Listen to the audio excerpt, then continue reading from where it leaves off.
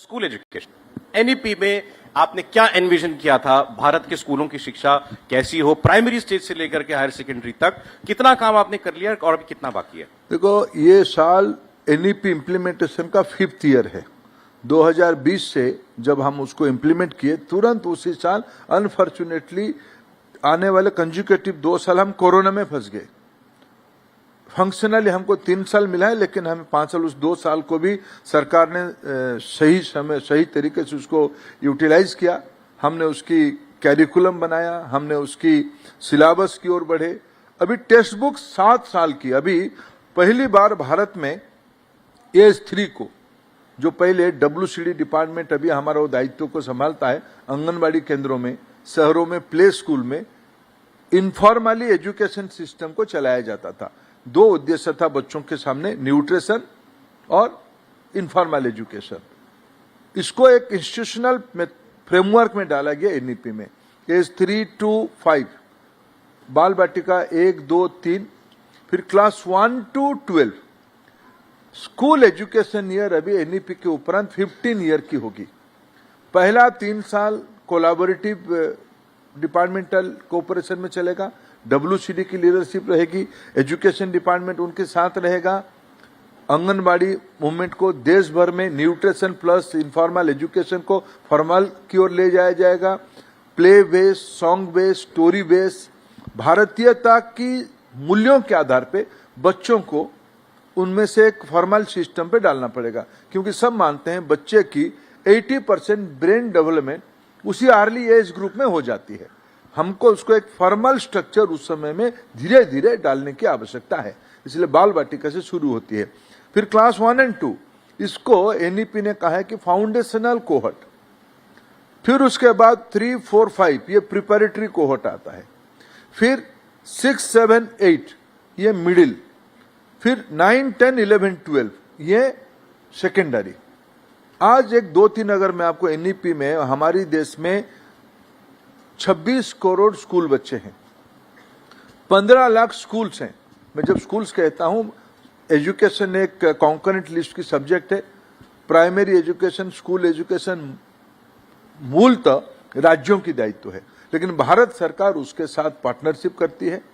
दोनों मिलकर हमारे दायित्व, ये जो 26 करोड़ बच्चे हैं, जो आबादी की एक सब्सटेंशियल साइज है, इसको अगर हम ठीक से नरिश करेंगे, ठीक से परवरिश करेंगे, इन्हीं के माध्यम से हम विश्व में economic and social super power बन सकते हैं।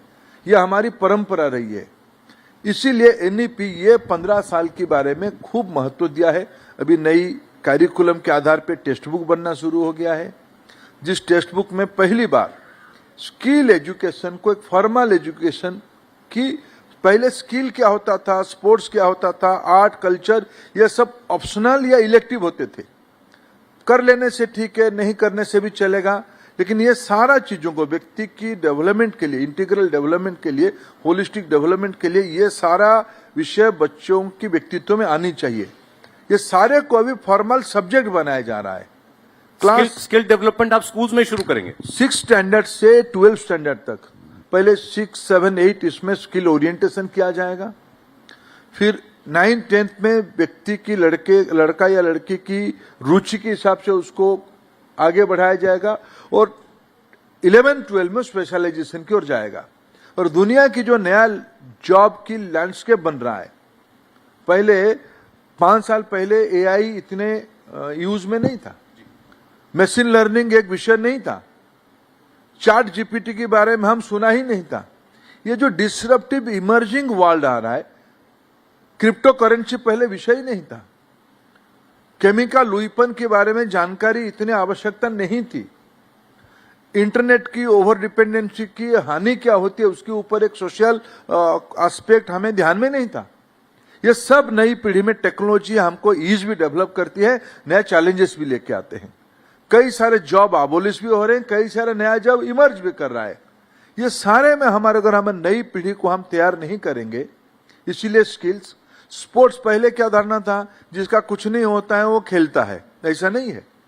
हमें आने वाले दिनों में स्पेशलाइज स्पोर्ट्स स्कूल बनानी है, उसकी प्रायोरिटी रहेगा स्पोर्ट्स, उसके साथ साथ उसकी कॉम्पिटेंसी भी, उसकी कॉम्पिटेंसी होगा स्पोर्ट्स में, उसको सर्टिफिकेट मिल जाएगा मैथमेटिक्स, लैंग्वेज और सोशल साइंस में, साइंस में, लेकिन उसकी प्रायोरिटी रहेगी स्पोर्ट्स में, उसकी प्रायोरिटी रहेगी आर्ट एंड कल्चर में, उसकी प्रायोरिटी रहेगी हैंड्स ऑन स्किल में, उसकी प्रायोरिटी रहेगी डिजिटल स्किल्स में, लेकिन उसको मैथमेटिक्स की, साइंस की, सोशल साइंस की, एनवायरमेंटल साइंस की भी नॉलेज होनी चाहिए। जिनको एडवांस रिसर्चर बनना है, शायद यह सारा विषय उसकी सेकेंडरी हो जाएगा, उसकी स्टेम प्रायोरिटी हो जाएगा। ये सारे प्रकार की एक फ्लेक्सिबिलिटी के आधार पे हम एजुकेशन पॉलिसी को डेवलप कर रहे हैं, और मैं कॉन्फिडेंट हूं 5 साल हो गया है, इसमें कुछ काम हुए हैं, अनेक काम और गति से करना पड़ेगा। कोरोना हमको थोड़ा हर्डल्स डाला है, लेकिन मैं आज कहता हूं आजादी के उपरांत, कॉन्स्टिट्यूशन बनने के उपरांत अगर सबसे कॉन्सेंसस डॉक्यूमेंट कोई उभर के आ रहा है, इस बार की राष्ट्रीय शिक्षा नीति सारे स्तर पे, सारे राज्यों में, मैं तो इसमें राजनीति नहीं दिखता हूं, भले ही किसी राज्य का कोई पॉलिटिकल कंपल्सन के कारण उनकी टोन कुछ हो सकता है, लेकिन एक्चुअल इंप्लीमेंटेशन में सब लोग सहमत हैं। हमारी बच्चों को, नई पीढ़ी को हमें 21st सेंचुरी स्टैंडर्ड्स की बनानी पड़ेगी, ग्लोबल सिटीजन्स बनानी पड़ेगी। कोई इसके यूनिवर्सली इसको लागू करने के लिए कोई लक्ष्य रखा है आपने, कोई साल? देखिए, एनईपी ने तो कहा है कि 10 साल के बाद उसमें एक नया अप्रोच लेके आएंगे। 5 साल हो गया है और 5 साल हमारे सामने है, हम उस 5 साल के अंदर एक बार और लीप फ्रॉगिंग करके फिर 5 साल, अभी जिस प्रकार के सौरभ जी टेक्नोलॉजी की आयु, कोई भी नया चीज आता है उसकी आयु पहले 25 साल होता था, फिर वो आयु बढ़ के घट के 10 साल हो गया, फिर घट के 5 साल हो गया, अभी तो आयु 6 महीना हो गया। इसलिए इस सारे डिसरप्टिव टाइम पे हमें आने वाले 5 साल के अंदर ग्लोबल रिक्वायरमेंट क्या होती है, और मैं मानता हूं भारत की इनहेरेंट कैपेसिटी कुछ है, भारत की स्ट्रेंथ है स्टेम एजुकेशन। इन दिनों में स्टैटिस्टिक्स आई है, दुनिया के अंदर लड़कियां किसमें ज्यादा पढ़ते हैं। दुनिया की यंग पॉपुलेशन को मैं अगर समीक्षा करता हूं, भारत में सबसे ज्यादा लड़की स्टेम एजुकेशन में पढ़ते हैं। भारत की मैथमेटिकल अंडरस्टैंडिंग दुनिया के अन्य बच्चों की मैथमेटिकल अंडरस्टैंडिंग में काफी आगे है।